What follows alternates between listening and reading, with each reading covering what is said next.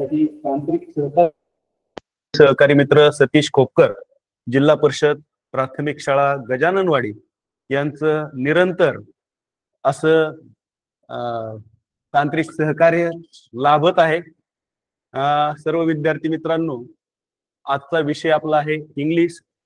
कालचाच topic जो miscellaneous या अंतर्गत आपण काल ऍडजेक्टिव्ह पाहिलं होतं आणि आज आपल्याला पाहायचंय ऍडव्हर्ब। नाउन आणि ऍडजेक्टिव्ह जशी जोडी आहे तशीच वर्ब आणि ऍडव्हर्ब ही एक जोडी आहे। तिच्या संदर्भामध्ये आज आपण माहिती पाहणार आहोत। मी प्रमोद कुंडलिक शिर्के, ग्रॅज्युएट टीचर, जिल्हा झेडपी प्रायमरी स्कूल येळपणे, आपल्या सर्वांचं या तासिकेमध्ये सहर्ष स्वागत करतो। विद्यार्थ्यांनो, पुन्हा आपण त्याच ठिकाणी आलेलो आहोत। सर्वात महत्वाचं म्हणजेच पार्ट ऑफ स्पीच, शब्दांच्या जाती आपण कालच पाहिल्या होत्या आणि या जातीमध्ये आपण काल जो अभ्यासले टॉपिक होते ते होते नाउन आणि ऍडजेक्टिव्ह यांची जोडी आपण पाहिली होती।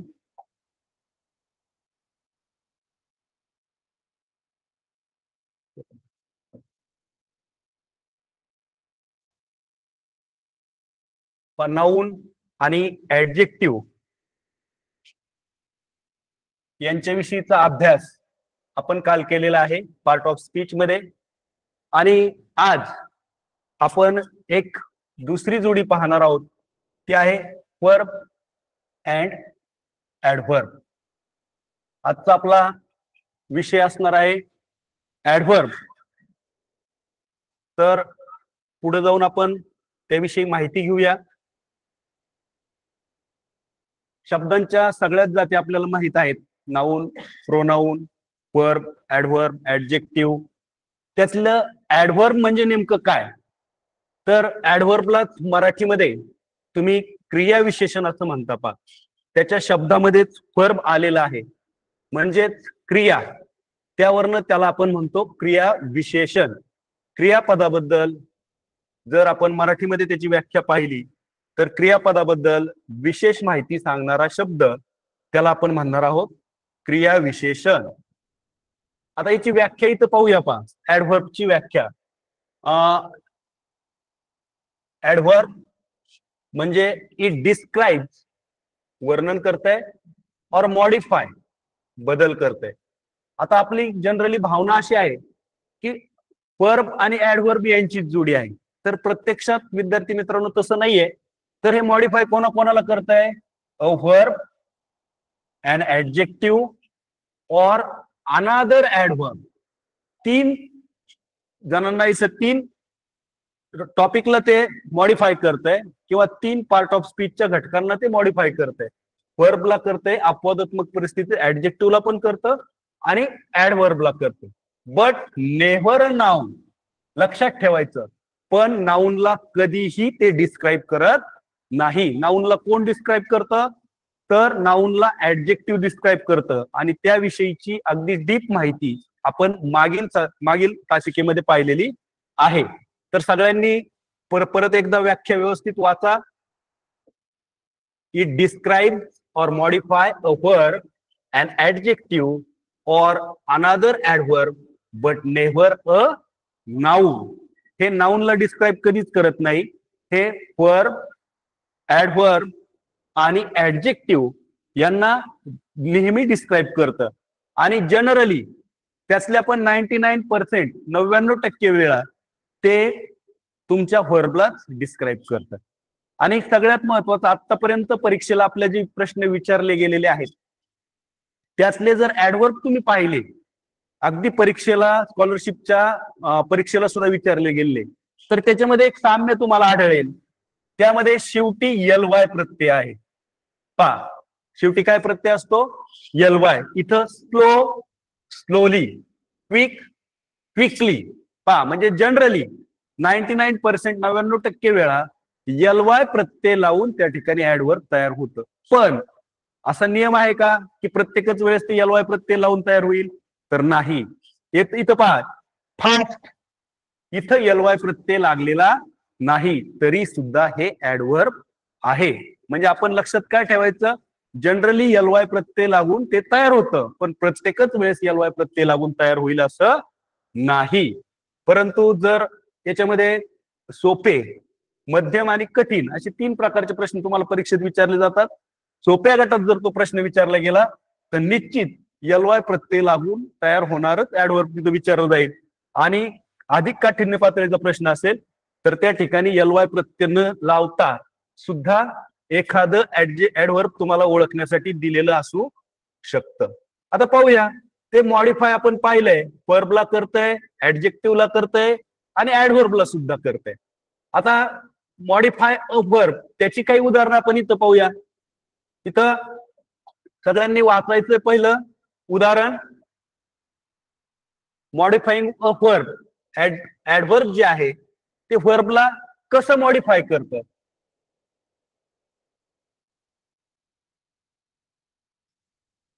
इथं उदाहरण दिलेले पहा, सी रन्स क्विकली. आता इथं क्विकली जो शब्द आलाय त्यामध्ये सुद्धा एलवाय प्रत्यय आहे. हाऊ सी रन, पहा रन हा ऍक्शन वर्ड आहे, म्हणजे तो काय आहे, वर्ब आहे. वर्ब विषयी अधिक माहिती सांगण्याचं काम कोण करतोय, कसं पळतोय, जोरात पळतोय, हळूहळू पळतोय. हे जे क्विकली हा शब्द कोणाविषयी अधिक माहिती सांगतोय, तर रन या शब्दाविषयी माहिती सांगतोय.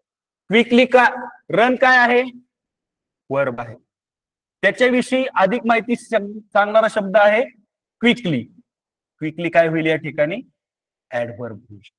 म्हणजेच मॉडिफाईंग अ वर्ब, वर्बला वर्ब विषयी माहिती सांगण्याचं, त्याला मॉडिफाय करण्याचं काम जे आहे तो क्विकली हा शब्द करतोय, म्हणून ऍडव्हर्ब या ठिकाणी क्विकली आहे. आता मॉडिफाईंग अँड ऍडजेक्टिव्ह, ऍडजेक्टिव्हला मॉडिफाय करणार सुद्धा ऍडव्हर्ब असतं. आपल्याला ते माहित असलं पाहिजे. आता इथं पहा, दुसरं जे आहे ऍडजेक्टिव्हला मॉडिफाय करणारं ऍडव्हर्ब कोणतं आहे, इथं उदाहरण वाचूया आपण. सगळ्यांनी वाचायचंय, माझ्या मागं म्हटलं तरी चालेल. The movie was very interesting. Movie कशी आहे, इंटरेस्टिंग आहे. आता इंटरेस्टिंग काय करतंय, मूव्ही या शब्दाविषयी माहिती सांगतंय. आलं लक्षात, म्हणजेच ते काय आहे, ऍडजेक्टिव्ह आहे, परंतु ते या ठिकाणी मॉडिफाय झालेलं आहे. आणि या ठिकाणी ऍडव्हर्ब म्हणून आपण त्याला संबोधणार आहोत. हाऊ मच इंटरेस्टिंग, सॉरी, इथं इंटरेस्टिंग, इंटरेस्टिंग जे आहे हे ऍडजेक्टिव्ह आहे की नाही. आणि त्याविषयी कोणता शब्द माहिती सांगतोय आपल्याला, किती इंटरेस्टिंग आहे, व्हेरी. मग व्हेरी हा शब्द ऍडजेक्टिव्ह, या ऍडजेक्टिव्ह विषयी माहिती सांगतोय, म्हणून व्हेरी हे या ठिकाणी ऍडव्हर्ब आहे. म्हणजेच वर्ब विषयी माहिती सांगत नाही तरी सुद्धा इथं व्हेरी हा शब्द ऍडव्हर्ब संबोधला जातो, कारण तो मॉडिफाय करतोय ऍडजेक्टिव्हला. असं अपवादात्मक परिस्थितीत घडतं, जनरली तो व्हर्बलाच मॉडिफाय करतो, परंतु अशा अपवादात्मक परिस्थितीमध्ये मध्ये तो ऍडजेक्टिव्हला सुद्धा मॉडिफाय करतो, आपण लक्षात ठेवायचं. आता तिसरं, मॉडिफाईंग अनदर ऍडव्हर्ब. कधी कधी एकापेक्षा जास्त ऍडव्हर्ब एका वाक्यामध्ये दिलेले असतात आणि दुसऱ्या ऍडव्हर्बचं माहिती सांगण्याचं काम पहिलं ऍडव्हर्ब करत असतं. तिथं वाक्य पाहूया आपण, ही स्पीक्स टू सॉफ्टली. आता पहा, ऍक्शन वर्ड कोणता आहे इथं, तर ऍक्शन वर्ड आहे स्पीक्स, म्हणून स्पीक्स काय झालं, वर्ब झालं. हाऊ कसा बोलतोय तो, सॉफ्टली, म्हणजे सॉफ्टली झालं ऍडव्हर्ब. आणि पहा, सॉफ्टली या शब्दाविषयी म्हणजे ऍडव्हर्ब विषयी जो टू आहे तो अधिक माहिती सांगतोय, तरी सुद्धा हा कोण आहे, ऍडव्हर्ब आहे. म्हणजेच ऍडव्हर्ब विषयी अधिक माहिती सांगणारा शब्द त्याला सुद्धा आपण ऍडव्हर्ब म्हणणार आहोत. Extent of softly, to, to ह्या ठिकाणी ऍडव्हर्ब म्हणून आलेलं आहे. आता पुढे पाहूया आपण. आतापर्यंत आपण जे आहेत ते मॉडिफाय कोणाकोणाला करते ते पाहिलं. पहिल्यांदा व्हर्बला मॉडिफाय कसं करतं ते पाहिलं. ऍडजेक्टिव्हला मॉडिफाय कसं करतं ते पाहिलं. त्यानंतर ऍडव्हर्बला स्वतःला ते मॉडिफाय कसं करतं हेही पाहिलं. आता आपण या ऍडव्हर्बचे वेगवेगळे प्रकार पाहणार आहोत. त्यातला पहिला आणि तुमच्या सर्वांच्या परिचयाचा जो प्रकार आहे तो इथं मी दिलाय, सगळ्यांनी वाचायचा आहे. ऍडव्हर्ब ऑफ टाइम, वेळेशी संबंधित. Tell when and action happens, घटना केव्हा घडली. फेन फेन या प्रश्नाचं ज्यावेळेस उत्तर दिलं जातं त्यावेळेस ते ऍडव्हर्ब कोणतं असतं, ऍडजेक्टिव्ह ऍडव्हर्ब ऑफ टाइम, वेळ सांगणार. आता एक्झाम्पल्स इथे दिलेले आहेत पहा. यस्टरडे, टुडे, सून, नाऊ, लॅटर, ऑलवेज. पहा हे सगळे जे आहेत हे कालदर्शक आहेत, काळ दर्शवणारे आहेत. यस्टरडे म्हणजे काल, टुडे म्हणजे आज, सून म्हणजे थोड्या वेळात, नाऊ आत्ता, लॅटर नंतर, ऑलवेज नेहमी. हे सगळे कालदर्शक आहेत. म्हणजेच काय दाखवतात ते, तर टाइम दाखवतात. हे टाइम दाखवणारे जे आहेत ऍडव्हर्ब, ऍडव्हर्ब ऑफ टाइम असं आपण त्यांना म्हणू. आता पहा इथं उदाहरण प्रत्यक्ष घेऊन पाहूया आपण. He will come tomorrow. कम हा या ठिकाणी ऍक्शन वर्ड आहे, म्हणजेच त्याला आपण वर्ब म्हणणार आहोत. आणि केव्हा, फेन केव्हा येणार आहे त्याला प्रश्न विचारला आपण फेनने, केव्हा येणार आहे, तर उत्तर काय येत आहे, टुमारो. टुमारो या ठिकाणी काय आहे, ऍडव्हर्ब. परीक्षेमध्ये सुद्धा तुम्हाला असं ऍडव्हर्ब ओळखायला प्रश्न येऊ शकतो. ठीक आहे. ऍडव्हर्ब ऑफ टाइम आता सगळ्यांना समजलं असेल. यानंतर आपण पाहूया ऍडव्हर्ब ऑफ प्लेस. पहा tell, adverb of place. Place म्हणजे काय रे, बरोबर, प्लेस म्हणजे ठिकाण, जागा, त्याला आपण प्लेस म्हणणार आहोत. पहा आता जागा सांगणार, ठिकाण सांगणार टेल. पहा तिथं प्रश्न फेरने होता, इथं प्रश्न कशाने आहे, फेरने आहे. कोठे, fair and action happens. Action म्हणजे त्या ठिकाणी क्रिया कुठे घडली हे सांगणारे ऍडव्हर्ब, त्याला आपण म्हणणार आहोत ऍडव्हर्ब ऑफ प्लेस. मग त्याची उदाहरणं कोणकोणती आहेत, here, there, everywhere, outside, inside, near by. काही ऍडव्हर्ब ऑफ प्लेस आहेत. आपल्याकडे जर हे असतील तर चांगली गोष्ट आहे, नसतील तर आपण याचा स्क्रीनशॉट काढून ठेवायचा आहे, म्हणजे पुन्हा आपल्याला अभ्यास करताना तो उपयोगी येईल. पहा इथं उदाहरण एक दिलेलं आहे, ते मी एकदा वाचून दाखवतो. She is waiting outside. पहा आता इथं वेटिंग जो शब्द आहे हा काय आहे, तर वर्ब आहे. आणि त्याला डिस्क्राईब करण्याचं काम फेअर. कोठे, फेअरने आपण इथं प्रश्न विचारला, कोठे, तर आउटसाइड, बाहेरील बाजूस, आउटसाइड. मग हे काय झालं, ऍडव्हर्ब. आणि याला कोणतं ऍडव्हर्ब म्हणावं लागेल, ऍडव्हर्ब ऑफ प्लेस. ठीक आहे, पुढे जाऊया आपण. तिसरं आहे ऍडव्हर्ब ऑफ मॅनर्स. आता ऍडव्हर्ब ऑफ मॅनर्स, मॅनर्स म्हणजे रीतिवाचक. पहा त्याची व्याख्या वाचूया सगळे जर आपण, तुम्ही वाचायचे माझ्या बरोबर. Tell how an action happens. Action जी आहे, क्रियापदातली क्रिया, ही हाऊ म्हणजे कशी घडली. पहा ज्यावेळेस ऍडव्हर्ब ऑफ टाइम बघायचंय त्यावेळेस आपण फेअरनी प्रश्न विचारतो, ऍडव्हर्ब ऑफ प्लेस बघायचंय त्यावेळेस फेअरनी प्रश्न विचारतो, आणि ज्यावेळेस ऍडव्हर्ब ऑफ मॅनर बघायचंय त्यावेळेस प्रश्न हाऊने विचारतो. सगळ्यांनी लक्षात ठेवा, प्रश्न कोणत्या आपण त्या ठिकाणी विचारतो. आता इथं काही एक्झाम्पल्स दिलेत पहा. Slowly, quickly, carefully, badly. पहा परीक्षेमध्ये बऱ्याच वेळा हा फसवतो आपल्याला. वेल, वेल हे सुद्धा ऍडव्हर्ब आहे, लक्षात ठेवायचं सर्वांनी. हे ऍडजेक्टिव्ह नाही, हे काय आहे? ऍडव्हर्ब आहे. इथं एलवाय प्रत्यय जरी नसला तरी वेल हे ऍडव्हर्ब आहे. हॅपीली आणि वेलचं वेली होत नाही, तर वेल हे स्वतःच ऍडव्हर्ब आहे. फास्ट जसं आहे तसंच आता वेल इथं आपण पाहिलं अपवादात्मक परिस्थितीतलं. हॅपीली. आता इथे एक उदाहरण दिलं त्यांनी आपल्याला, ही स्पीक पोलाइटली. पहा, सगळ्यात महत्वाचं ऍडवर्ब साठी आधी काय काय ओळखायचं? ऍक्शन वर्ड कोणता आहे? ऍक्शन वर्ड आहे इथं स्पीक्स, म्हणून ते झालं वर्ब. हाऊ, त्याला प्रश्न कशाने विचारायचा आहे? हाऊ ने विचारायचा आहे. हाऊ स्पीक्स, कसा बोलतोय? तर विनम्रपणे बोलतोय, पोलाइटली. म्हणून हे काय झालं? Adverb of manner. लक्षात आलं? Adverb of manner.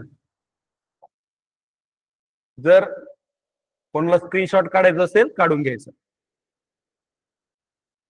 पुढचा प्रकार आहे ऍडव्हर्ब ऑफ डिग्री. चला वाचा बरं तुम्ही ऍडव्हर्ब ऑफ डिग्री.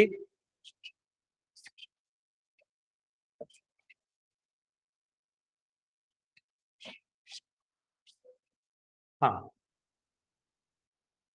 डिग्री और क्वांटिटी.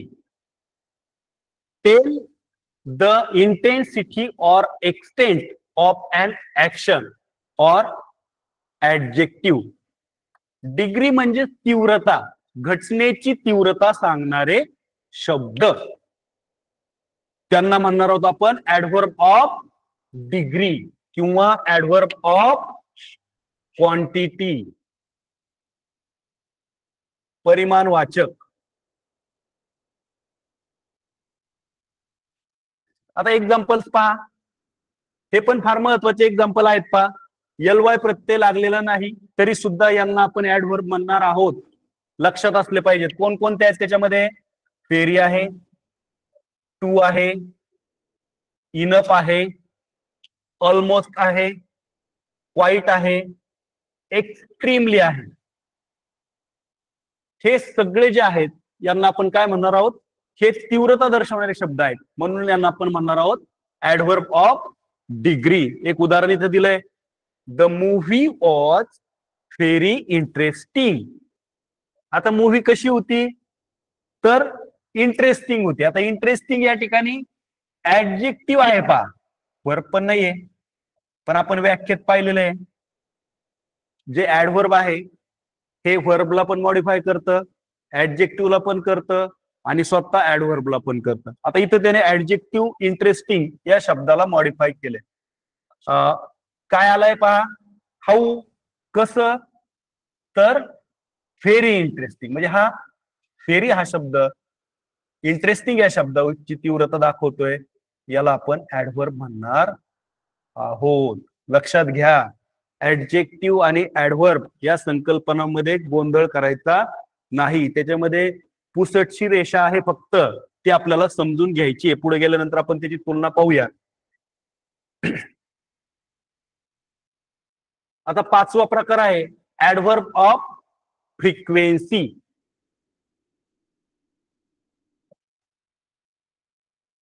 फ्रिक्वेन्सी म्हणजेच त्याची संख्या, किती वेळा घडलं हे सांगणार frequency. Tell how often, how often कितीदा अन ऍक्शन हॅपन्स, कितीदा घडलेली आहे घटना. आता त्यामध्ये पण पहा, हे पण शब्द पाहून घ्या. ऍडव्हर्ब आहेत always, often, sometimes, rarely, never, usually. त्याच्यातले फक्त जर युजली आणि रेअरली सोडले तर इतर सगळ्या ठिकाणी तुम्हाला एलवाय प्रत्यय लागलेला नाही, तरी सुद्धा ते ऍडव्हर्ब आहेत, हे लक्षात घ्या. आता उदाहरण पाहूया आपण. ती ऑलवेज वेक्स अप अर्ली. आता या ठिकाणी हे वाक्य वाचल्यानंतर याच्यामध्ये ऍक्शन वर्ड कोणता आहे रे? करेक्ट, वेक्स, म्हणजे लवकर उठणे.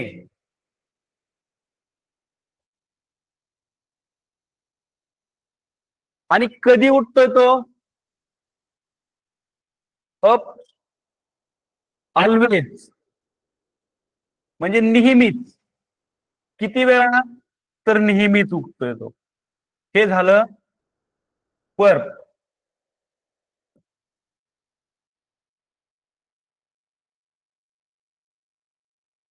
आणि ऑलवेज जे आहे, ऑलवेज जे आहे हे झालं ऍडव्हर्ब. वेग या शब्दाचं कितीदा हे सांगण्याचं काम ऑलवेज हा शब्द करतोय, म्हणून ऑलवेज हे ऍडव्हर्ब आहे. Adverb of frequency. पुढचं पाहूया आपण. काल सुद्धा आपण ऍडजेक्टिव्ह मध्ये हे पाहिलं होतं पहा, इंट्रॉगेटिव्ह. मी तुम्हाला सांगितलं होतं इंट्रॉगेटिव्ह. इंट्रॉगेटिव्ह शब्द म्हटलं की आपल्या समोर काय आलं पाहिजे? तर क्वेश्चन आला पाहिजे, क्वेश्चन वर्ड आले पाहिजे. त्याचे दोन प्रकार असतात, WH question, yes no type question. त्यामध्ये WH क्वेश्चन मध्ये जे WH वर्ड आपण विचारतो ते सुद्धा या ठिकाणी ऍडव्हर्ब म्हणून काम करतात. कसे करतात ते आपण पाहूया. इंट्रॉगेटिव्ह ऍडव्हर्ब पहा, यूज फॉर आस्किंग क्वेश्चन. त्यांचं कामच काय आहे? तर प्रश्न विचारणं. प्रश्न विचारणाऱ्या ऍडव्हर्बला आपण म्हणणार आहोत इंट्रॉगेटिव्ह ऍडव्हर्ब. आता एक्झाम्पल्स दिलेत पाहिजे. फेन, फेअर, वाय आणि हाऊ, हे सगळे जे आहेत ते इंट्रॉगेटिव्ह ऍडव्हर्ब म्हणून काम करतात. आता इथं वाक्य पाहूया आपण. Why are you late? आता इथं जर आपण वर्ब पाहिलं, सगळ्यात महत्वाचं आपल्याला ऍडव्हर्ब शोधण्यासाठी आपण वर्ब पाहतो. वर्ब कोणता आहे? लेट. आणि फाय लेट, फाय हा लेट याविषयी प्रश्न विचारतोय, म्हणून फाय हे या ठिकाणी ऍडव्हर्ब आहे. Why are you late. Exceptional याही पद्धतीची उदाहरणं आपल्याला माहित असली पाहिजेत. जनरली तुम्हाला सोप्या पद्धतीचा अभ्यासक्रम असतो, परंतु याही पद्धती इंट्रॉगेटिव्ह ऍडव्हर्बची सुद्धा तुम्हाला ओळख असली पाहिजे. त्यानंतर 7वा प्रकार आहे रिलेटिव्ह ऍडव्हर्ब. आता रिलेटिव्ह ऍडव्हर्ब म्हणजे काय, त्याची व्याख्या इथे दिलेली पहा. रिलेटिव्ह या शब्दामध्येच तुम्हाला त्याचा अर्थ आहे. रिलेटिव्ह म्हणजे संबंधित. Introduce adjective adverb clause. ते काय करतात? इंट्रोड्यूस करतात. कोणाला इंट्रोड्यूस करतात? कोणाची ओळख करून देतात? तर ऍडजेक्टिव्ह ऍडव्हर्ब क्लॉजची ओळख करून देतात. उदाहरणं कोणकोणती तिथं? फेन आहे, फेअर आहे, फाय आहे. म्हणजेच WH वर्ड या ठिकाणी वापरलेले आहेत, पण ते रिलेटिव्ह ऍडव्हर्ब म्हणून वापरलेले असू शकतात. वाक्य पाहिजे, this is the house where I was born. आता फेअर हा शब्द आहे, हा जो आहे तर तो दिस इज द हाऊस या शब्दाला आणि आय वॉज बॉर्न या वाक्याचं दोन्हींचं रिलेशन जोडण्याचं काम जे आहे तो फेअर हा शब्द करतोय.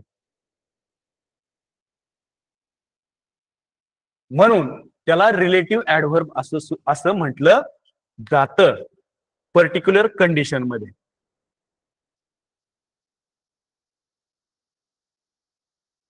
पुढचं आहे कंजक्टिव्ह ऍडव्हर्ब. आता कंजक्टिव्ह म्हणजेच तुम्हाला माहित आहे, कंजक्ट या शब्दाचा अर्थ माहिती आहे तुम्हाला. कंजंक्शन म्हणजे जोडणे. आपण या पूर्वी पाहिले कंजंक्शन कोणते, अँड, ऑर, बट हे पाहिलेले तुम्ही. आता इथं पहा, त्या व्यतिरिक्त सुद्धा कधी कधी ऍडव्हर्ब हे दोन वाक्य जोडण्याचं काम करतं. कनेक्ट म्हणजे जोडणे. टू क्लॉज ऑर सेंटेन्सेस, दोन क्लॉजला किंवा दोन वाक्यांना जोडण्याचं काम या ठिकाणी कंजक्टिव्ह ऍडव्हर्ब करतं. आता इथे एक्झाम्पल्स पाहूया आपण. However, therefore, मोreover, otherwise, hence. हे जे शब्द आहेत हे दोन क्लॉज, टू क्लॉज और टू सेंटेन्सेस, दोन क्लॉज किंवा दोन सेंटेन्सेस यांना जोडण्याची कामं करतात, त्यांना म्हणतात कंजक्टिव्ह ऍडव्हर्ब. आता इथे एखादं उदाहरण पाहिलं म्हणजे तुमच्या लक्षात येईल. पहा, उदाहरण वाचा. I was tired. टायर्ड म्हणजे मी कसा आहे, थकलेलो आहे. हावेव्हर आय फिनिश्ड माय वर्क. आता मी थकलेलो आहे म्हणून मी माझं काम काय करतोय, थांबवतोय. तर या दोन वाक्यांना जोडण्याचं काम इथं कोण करतोय, हावेव्हर शब्द करतोय. म्हणून हावेव्हर इथं काय आहे, ऍडव्हर्ब आहे. समजलं? हावेव्हर लक्षात ठेवायचंय. डिअरफोर, हावेव्हर, मोरेव्हर, अदरवाईज, हेन्स. स्क्रीनशॉट सर्वांनी काढून घेतलं तरी चालेल.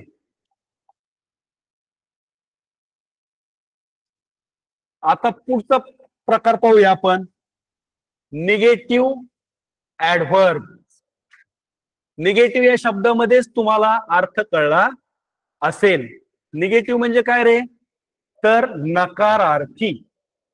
निगेटिव्ह म्हणजे कसा, नकारार्थी.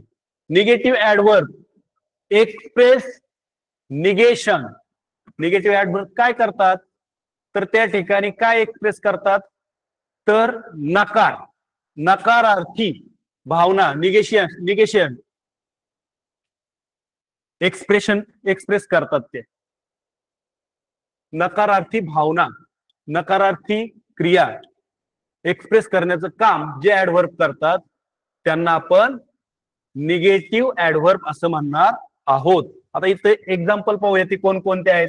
नेव्हर आहे, नॉट आहे, हार्डली सुद्धा आहे. पहा, हार्डली तुम्ही म्हणताल याच्यामध्ये नॉट, नेव्हर नाही, तरी सुद्धा हार्डली हे निगेटिव्ह ऍडव्हर्ब आहे. केअरली, रेअरली, हे सगळे जे आहेत, नॉट, हार्डली, केअरली, रेअरली, आता यातले हे तिन्ही तर तुम्ही सहज ओळखू शकता, कारण शेवटी काय लागलेलं आहे, ly प्रत्यय लागलेला आहे, म्हणून याला आपण तुम्ही ऍडव्हर्ब म्हणताय. परंतु त्याबरोबर नेव्हर आणि नॉट हे सुद्धा काही ठिकाणी आपल्याला ऍडव्हर्ब म्हणून वर्कआउट होत असतात. इथे एक वाक्यच दिलंय त्यांनी की नेव्हर लाईज. हे तुमच्या पाठ्यपुस्तकातलं वाक्य आहे. 6वी किंवा 7वीच्या पुस्तकात हे वाक्य आलेलं आहे तुम्हाला. त्या पाठातील हे वाक्य आहे, हे नेव्हर लाईज. लाईज म्हणजे काय रे, खोटे बोलणे. आणि नेव्हर लाईज म्हणजे तो कधीही खोटं बोलत नव्हता. आता लाईज हा काय आहे, ऍक्शन वर्ड आहे, म्हणजेच वर्ब आहे. आणि त्याविषयी अधिक माहिती कोण सांगतोय, नेव्हर. नेव्हर हे काय आहे, ऍडव्हर्ब आहे. लक्षात ठेवा, ही नेव्हर लाईज या वाक्यामध्ये नेव्हर हे ऍडव्हर्ब असणार आहे.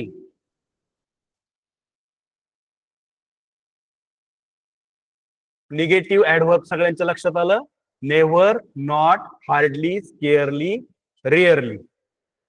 आता पहा, आता इतके आपण सगळे प्रकार पाहिल्यानंतर आपल्या मनामध्ये थोडस संभ्रम निर्माण झाला असेल, हे आहे तरी किती मोठं ऍडव्हर्ब. पण मी तुम्हाला आधीच सांगितलं होतं की 90 ते 95% वेळा ऍडव्हर्बला ly प्रत्यय लागलेला असतो. आपल्याला सगळ्यात ओळखायला ते सोपं. मोस्ट ऑफ द, वाचा सगळ्यांनी, हे आपल्या दृष्टीनं महत्वाचं आहे. हा, माझ्या बरोबर पण वाचा. Most of the time we add ly to an adjective to get an adverb. पुन्हा एकदा, most of the time we add ly to an adjective to get an adverb. म्हणजे बघा, ऍडजेक्टिव्हला ly प्रत्यय लावून बहुतांश वेळा ऍडव्हर्ब तयार होतं.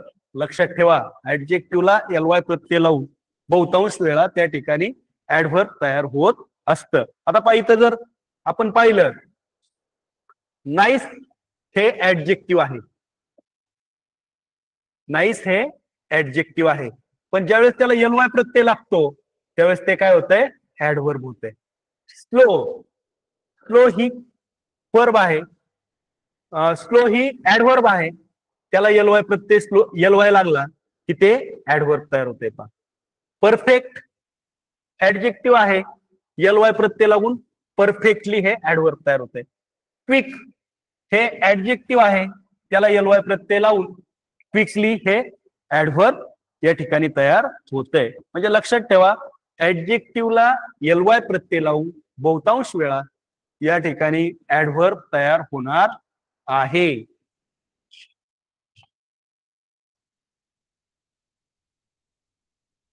आता काही उदाहरणं पाहूया आपण.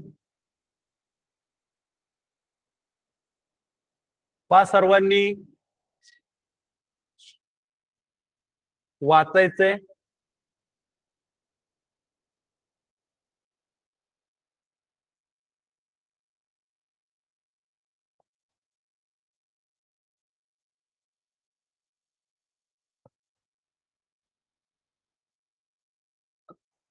पहा, रीमा सिंग्स.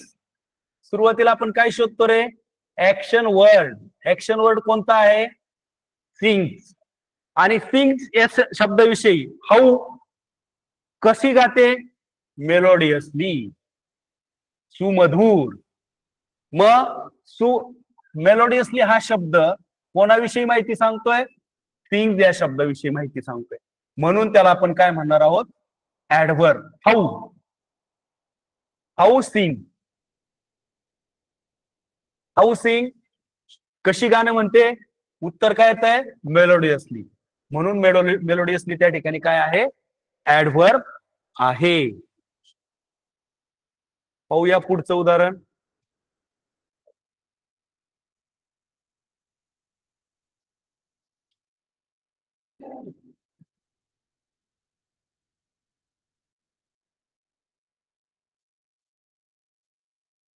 पहा, we should trim our nails regularly. समजून घ्या, वी शुड ट्रिम. ट्रिम म्हणजे काय करणार आहे, आपण रोज शाळेमध्ये त्या गोष्टींचं पालन करतो. वैयक्तिक स्वच्छतेपैकी ही महत्वाची घटना आहे. कोणती, we should trim our nails regularly. Nails म्हणजेच काय रे, नखे. आणि ट्रिम म्हणजे काय करणे, नख कापणे. कसे कापले पाहिजेत ते, रेग्युलरली. रेग्युलरली म्हणजे फ्रिक्वेन्सी त्यामध्ये आपल्याला कळते. हे आहे वर्ब ट्रिम. आणि याविषयी कोणता शब्द माहिती, हाऊ, रेग्युलरली. रेग्युलरली काय आहे, ऍडव्हर्ब आहे. कोणाचा ऍडव्हर्ब आहे, ट्रिम या वर्बचा ऍडव्हर्ब आहे. पहा, इथं तुम्हाला चित्रामध्ये सुद्धा दिसते ती मुलगी. We should trim our nails regularly. आणि सगळ्यात महत्वाचं, कशावरून ओळखू शकता तुम्ही, एलवाय प्रत्यय. जनरली एलवाय प्रत्यय असतो, परंतु सर्वच ठिकाणी असं नाही.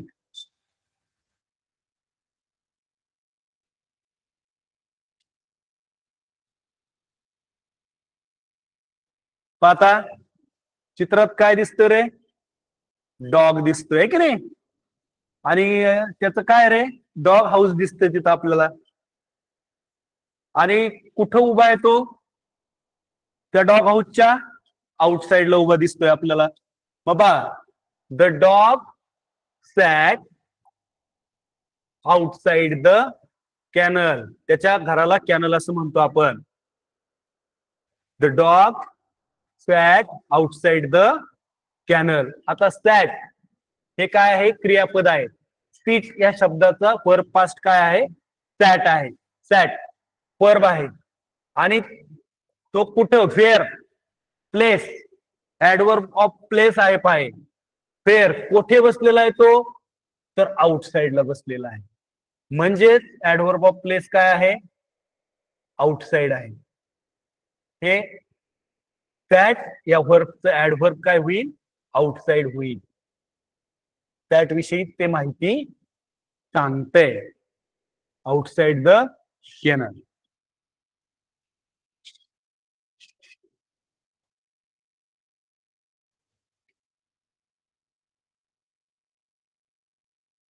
पहा, आयडेंटिफाय द ऍडव्हर्ब. पुन्हा एकदा तुम्हाला ऍडव्हर्ब ओळखायचंय.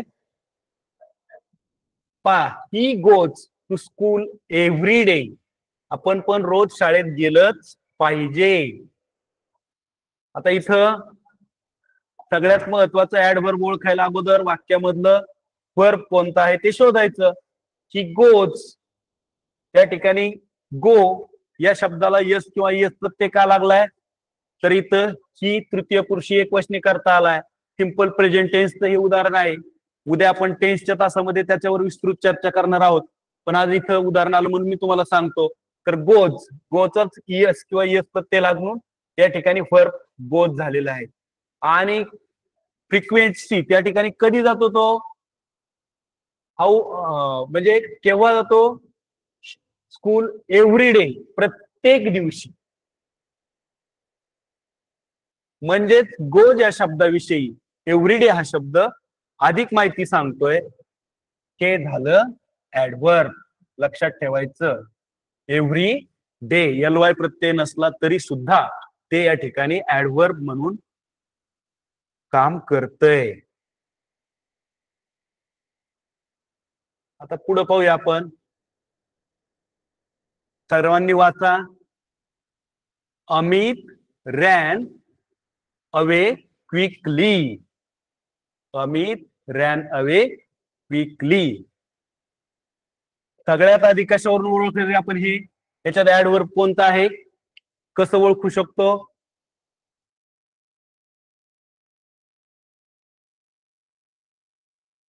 करेक्ट. इथं एल-वाय प्रत्यय आलेला आहे. क्विक या शब्दाला एल-वाय प्रत्यय लागून क्विकली झालेला आहे ऍडव्हर्ब. आणि इथं पाहूया आपण, रन, रनचा वर्ब पास्ट काय आहे, रॅन आहे. आणि रॅन काय आहे, वर्ब आहे. कसा पळतोय, quickly, adverb of manner, quickly. Quickly हे वर्ब या शब्दाला, रॅन या शब्दाला डिस्क्राईब करतंय. रॅन या वर्बला डिस्क्राईब करण्याचं काम क्विकली हे ऍडव्हर्ब या ठिकाणी करताना दिसतंय. चित्रामध्ये सुद्धा तुम्हाला तो अमित दिसतोय पहा. नेक्स्ट,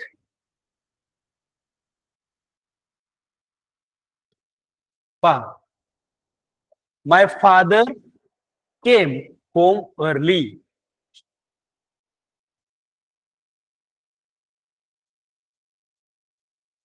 इथं सर्वात महत्वाचं, प्रत्येक वेळेस ऍडव्हर्ब शोधताना सर्वप्रथम आपण वर्ब कोणतं आहे ते शोधूया. वर्बलाच तुम्ही ऍक्शन वर्ड म्हणता.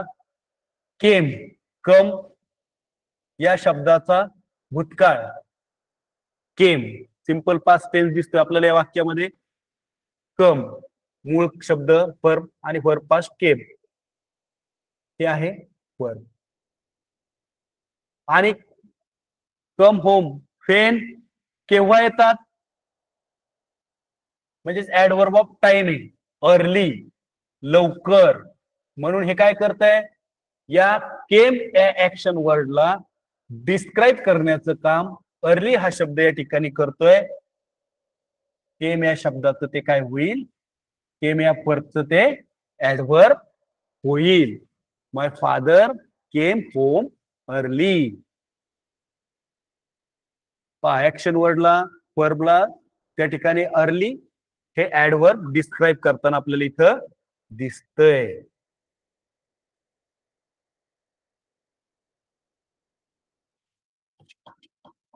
आता आपण कालच्या तासाला जे पाहिलं होतं ते ऍडजेक्टिव्ह पाहिलं होतं. आजच्या तासाला पाहिलंय आपण ऍडव्हर्ब. या दोन्हींची तुलना केली तर काय लक्षात येईल आपल्या, महत्वाचं काही गोष्टी आपण या ठिकाणी लक्षात घेणं गरजेचं आहे. पहा, सगळ्यात महत्वाचं ऍडजेक्टिव्ह मध्ये जोडी कोणाची असते रे, नाऊन आणि ऍडजेक्टिव्ह. ऍडव्हर्ब मध्ये कोणाची जोडी असते जनरली, वर्ब आणि ऍडव्हर्ब. अपवादात्मक परिस्थितीमध्ये ऍडजेक्टिव्ह पण असेल किंवा स्वतः ऍडव्हर्ब सुद्धा असेल. पहा ना, आम्हाला हे ऍडजेक्टिव्ह काय करतं? Describe noun. डिस्क्राईब और tell more about noun. Adverb काय करतं? Describe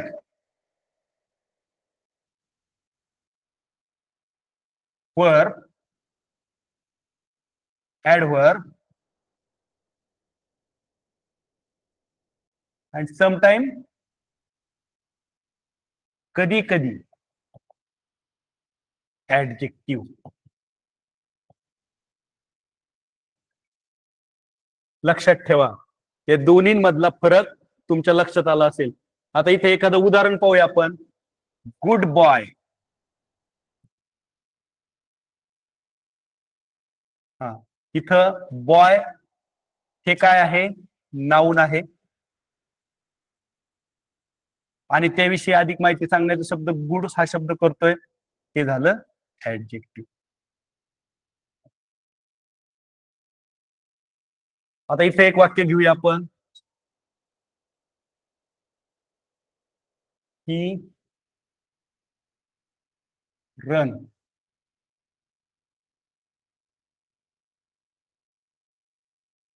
slowly.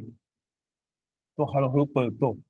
रन्स हे वर्ब आहे आणि त्याच्याविषयी अधिक माहिती सांगण्याचं काम कोण करतंय? स्लोली हे ऍडवर्ब करतंय. हे याचं एक्झाम्पल झालं आणि हे याचं एक्झाम्पल झालं. मग आता ऍडजेक्टिव्ह आणि ऍडवर्ब या दोन्ही संकल्पनांमधला फरक तुम्हाला समजला. नाऊन डिस्क्राईब करण्याचं काम ऍडजेक्टिव्ह करतं आणि adverb, verb, adverb and sometime adjective describe करण्याचं काम ऍडवर्ब करतं. दोन्हींचे एक एक उदाहरण सुद्धा आपण या ठिकाणी पाहिलेलं आहे. आता पहा, कधी कधी परीक्षेमध्ये याही पद्धतीचं तुम्हाला प्रश्न विचारले जाऊ शकतात की दिलेल्या ऍडजेक्टिव्हचं ऍडवर्ब बनवा. इथं काही एक चार्ट दिलाय, सगळ्यांनी तो चार्ट पाहून घ्यायचा. हा, आता इथं पहिल्या बाजूला लेफ्ट हँडला तुम्हाला सगळे ऍडजेक्टिव्ह दिसत आहेत, राईट हँडला ऍडवर्ब दिसत आहेत. पहा, इथं निरीक्षण करा तक्त्याचं.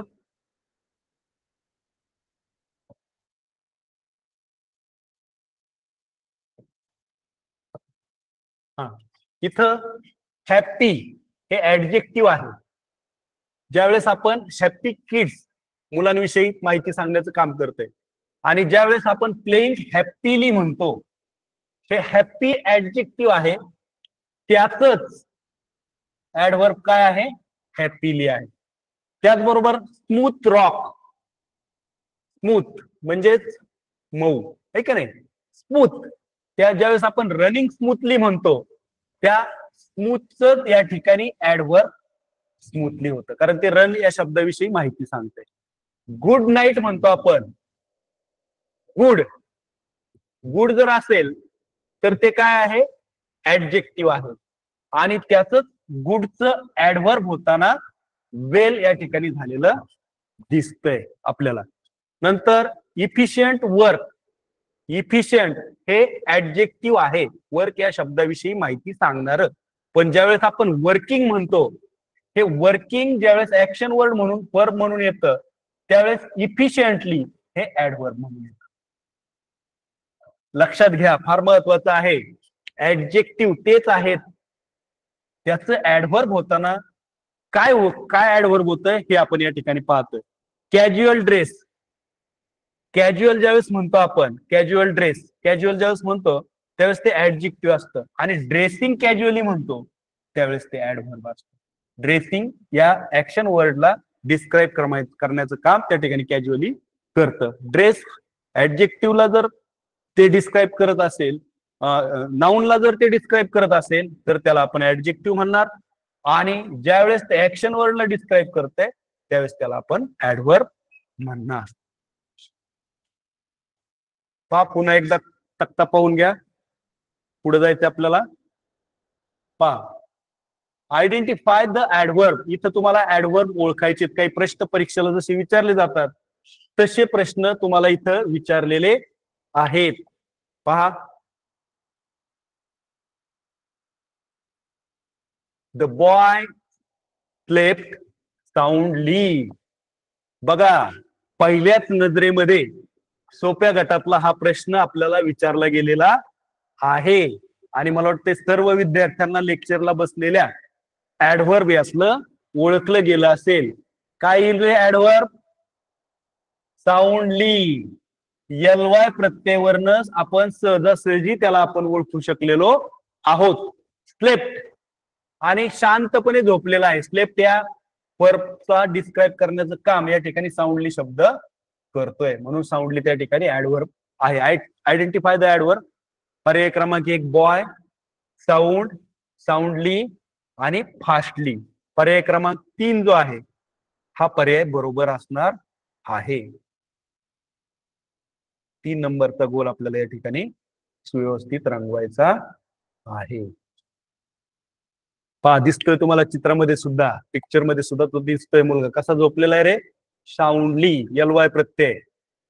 किती आहे तुझं जॉईन किती? पहा, फेब्रुवारी 2024 ला हा प्रश्न विचारला गेलेला आहे परीक्षेमध्ये. वाचायचा प्रश्न, सिलेक्ट द करेक्ट ऑप्शन. बघा, तुम्हाला योग्य ऑप्शन निवडायचा आहे. फेब्रुवारी 2024 चा प्रश्न आहे. We should cut our hairs. आपण आपली केस जे आहेत, आपले शिक्षक आपल्याला वारंवार सूचना देत असतात. हेअर्स, आपले जे केस आहेत ते कसे कापले पाहिजेत. पहिला पर्याय आहे हार्डली,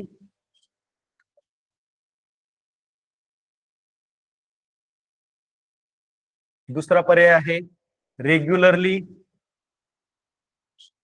तिसरा पर्याय आहे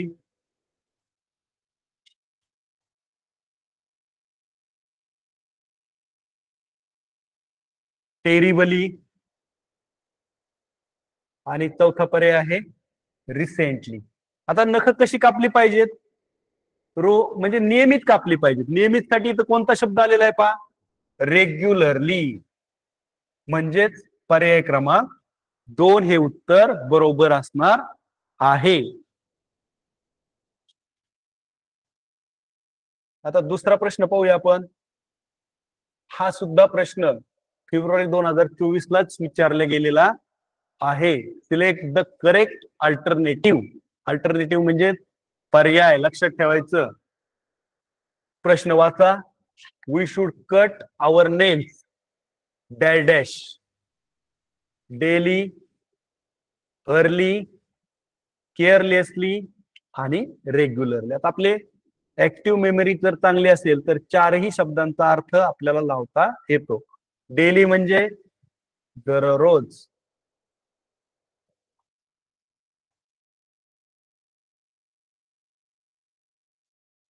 अर्ली म्हणजेच लवकर व आत्ताच, रेग्युलरली म्हणजे नियमित, आणि केअरलेसली म्हणजे निष्काळजीपणे. मग नख कशी कापली गेली पाहिजे आपल्या? हेअर असू द्या, नेल्स असू द्या, तर नियमितपणे कापली गेली पाहिजे. येते लक्षात? जरी अर्ली त्याच्या जवळचा असला तर दोन्ही मधला परफेक्ट पर्याय आपल्याला निवडायचा असतो, तर तो येईल रेग्युलरली. पहा, आपण आज काय काय पाहिलं पुन्हा एकदा रिमाइंड करूया. सर्वांनी क्विक रिव्ह्यू एकदा घेऊया.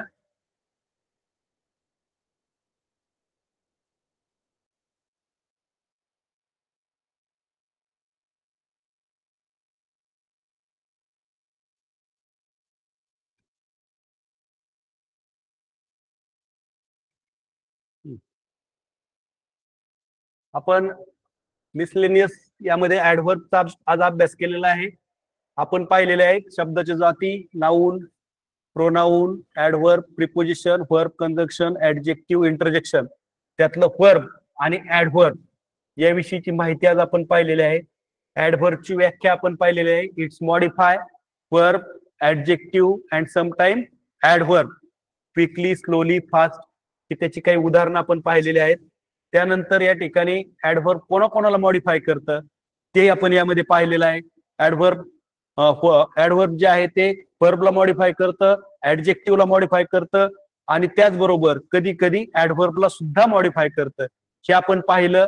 त्यानंतर आपण त्याचे पहिला प्रकार पाहिला ऍडव्हर्ब ऑफ टाइम. पेनने प्रश्न विचारून ऍक्शन वर्डला जे येतात ते ऍडव्हर्ब ऑफ टाइम. त्यामध्ये यस्टरडे, टुडे, सून, नाऊ, लॅटर, ऑलवेज इत्यादी उदाहरणं आपण पाहिली. त्यानंतर ऍडव्हर्ब ऑफ प्लेस पाहिले आपण. ऍडव्हर्ब ऑफ प्लेस मध्ये आपण there, everywhere, outside, inside, nearly ही उदाहरणं पाहिली. आपण ऍडव्हर्ब ऑफ प्लेस फेअरच्या प्रश्नाने विचारतो. त्यानंतर आपण पाहिलं ऍडव्हर्ब ऑफ मॅनर. हे जाणून घेण्यासाठी आपण हाऊने प्रश्न विचारतो. स्लोली, क्विकली, केअरफुली, बॅडली, वेल, हॅपीली ही त्याची उदाहरणं आपण इथं पाहिली. त्यानंतर ऍडव्हर्ब ऑफ डिग्री, तीव्रता ठरवणारी, त्यामध्ये कोणकोणते आहेत तर त्यामध्ये आपण पाहिलं very, too, enough, almost, quite, extremely ही त्याची उदाहरणं पाहिली. त्यानंतर ऍडव्हर्ब ऑफ फ्रिक्वेन्सी आपण पाहिलेले आहे. किती वेळा घडलंय. Always, often, sometime, rarely, never, usually हे ऍडव्हर्ब ऑफ फ्रिक्वेन्सीची उदाहरणं आपण पाहिली. नंतर इंट्रॉगेटिव्ह ऍडव्हर्ब म्हणजेच WH वर्ड आपण पाहिले. नंतर रिप्लेसिव्ह ऍडव्हर्ब, यामध्ये आपण रिप्लेसिव्ह मध्ये व्हेन, व्हेअर, व्हाय याचा अभ्यास केला. त्याचबरोबर कंजक्टिव्ह म्हणजे दोन वाक्यांना जोडणारी काही ऍडव्हर्ब आहेत. त्यामध्ये आपण however, therefore, moreover, otherwise, hence इत्यादी उदाहरणं पाहिली. Negative adverb near, never, not, hardly, scarcely, rarely ही उदाहरणं आपण या ठिकाणी पाहिली. आणि त्यानंतर दोन्ही मधला वर्ब आणि ऍडव्हर्ब याची काही उदाहरणं आपण इथं अभ्यासली, दिसत आहेत तुम्हाला. पुन्हा एकदा मी रिव्ह्यू देतो. नंतर ऍडजेक्टिव्ह आणि ऍडव्हर्ब याच्यामधला फरक सुद्धा आपण या ठिकाणी पाहिला. ऍडजेक्टिव्ह काय करतं तर ऍडजेक्टिव्ह हे नाउन विषयी माहिती सांगतं. ऍडव्हर्ब काय करतं तर ऍडव्हर्ब हे ऍडव्हर्ब आणि ऍडजेक्टिव्ह समटाइम्स याविषयी माहिती सांगतं. त्याचबरोबर पुढे जाऊन आपण ऍडजेक्टिव्ह आणि ऍडव्हर्ब हा एक संभ्रम निर्माण करणारा घटक आहे. आपल्याला परीक्षेमध्ये कधी कधी असा प्रश्न विचारला जाऊ शकतो की हे ऍडजेक्टिव्ह आहे का ऍडव्हर्ब आहे. काठिण्य पातळी जर अधिक असेल प्रश्नाची तर आपल्याला तो अचूकपणे ओळखता आला पाहिजे, कारण ते जवळच आहे. इथं हॅपी पाहिलं आपण. हॅपी असेल तर ते ऍडजेक्टिव्ह असतं आणि ज्यावेळेस ते हॅपीली असेल तर ऍडव्हर्ब असतं, हे लक्षात घ्या. स्मूथ असेल तर ऍडजेक्टिव्ह असतं, स्मूथली असेल तर ते ऍडव्हर्ब असतं, गुड असेल तर ऍडजेक्टिव्ह असतं आणि वेल असेल तर ऍडव्हर्ब असतं. इफिशियंट असेल तर ऍडजेक्टिव्ह असतं, इफिशियंटली असेल तर ऍडव्हर्ब असतं, कॅज्युअल असेल तर ऍडजेक्टिव्ह असतं आणि कॅज्युअली असेल तर ऍडव्हर्ब असतं. हा अत्यंत महत्वाचा या ठिकाणी चार्ट आपण पाहिलेला आहे. त्यानंतर यावर बोर्डाला आलेले प्रश्न आणि विचारण्याची धरती ही पाहिलेली आहे. फेब्रुवारी 2024 ला याला 2 प्रश्न विचारले गेलेले आहेत. यापूर्वी अत्यल्प प्रमाणात याविषयी प्रश्न विचारले गेलेले आहेत. तर सर्व विद्यार्थ्यांना मला आशा आहे की ऍडव्हर्ब हा घटक आपल्या सर्वांना समजला असेल. आता कालच्या तासामध्ये आपण ऍडजेक्टिव्ह हा घटक अभ्यासला होता.